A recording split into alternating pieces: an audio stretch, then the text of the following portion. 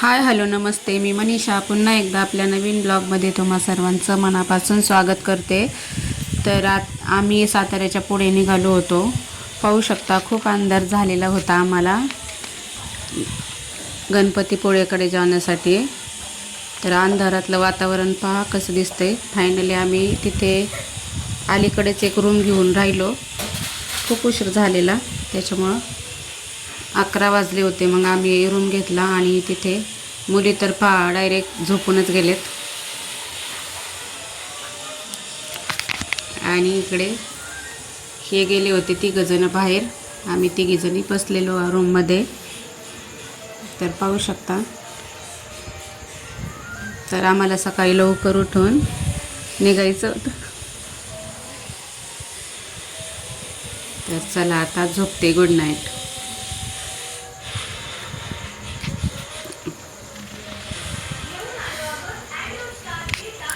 तर सकाळी आम्ही लवकर उठून निघालेलो आणि इकडे बाजूने सगळं डोंगर आहेत, हिरवी झाडी आहे आणि इकडे रस्त्याचं काम चालू होतं त्यामुळे खूप ट्रॅफिक जाम होतं.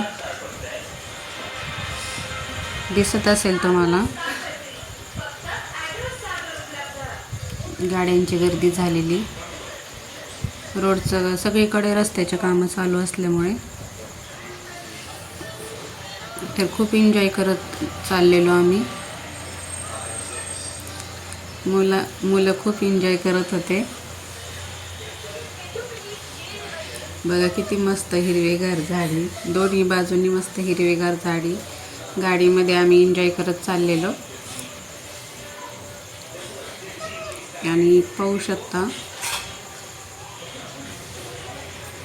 इकडे ते काजू वगैरे त्याचे झाडं रोडने. खूप छान वाटत होतं सकाळी सकाळी.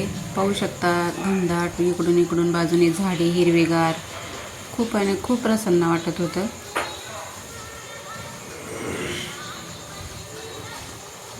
काजूचे झाडं बिडं होते बाजूला आणि इकडे हा समोर डोंगर. इकडे बाजूने नदी वाहत होती आणि तिकडून हायवे पण होताच, प्रज्वल सांगत होता. आणि आम्ही आता जवळ आलेलोच होतो.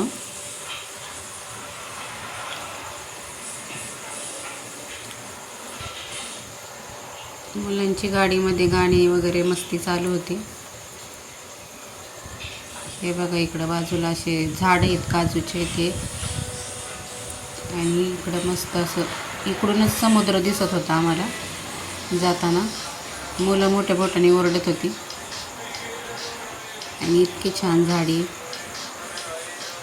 तर फायनली आम्ही आता गणपतीपुळ्यामध्ये पोचलो होतो.